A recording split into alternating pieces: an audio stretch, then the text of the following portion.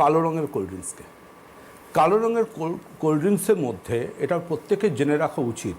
হয়তো cold drinks company আমার সম্বন্ধে খুব খারাপ ধারণা রাখবে, কিন্তু আমার কাছে ইম্পর্ট্যান্ট আমার পেশেন্টদের হেলথ, আর আমি সেটা কম্প্রোমাইজ করতে পারি না।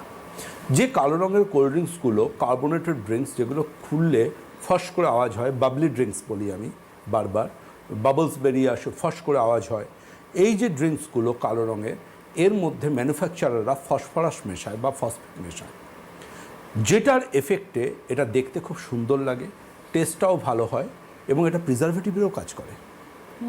কিন্তু সমস্যা সেটা নয়, সমস্যা হচ্ছে এই সায়েন্স বলছে এই কোল্ড ড্রিঙ্কসটা যখন আমরা খাবো, এটা কিন্তু গিয়ে আমাদের হাড় থেকে ক্যালসিয়ামকে বার করে দেবে, ফলে বোন ডেন্সিটি কমবে এবং হাড় ক্রমশ কিন্তু ক্ষয়িষ্ণু হয়ে যাবে, ভঙ্গুর হয়ে যাবে, অস্টিওপেনিয়া বা অস্টিওপোরোসিসও হতে পারে।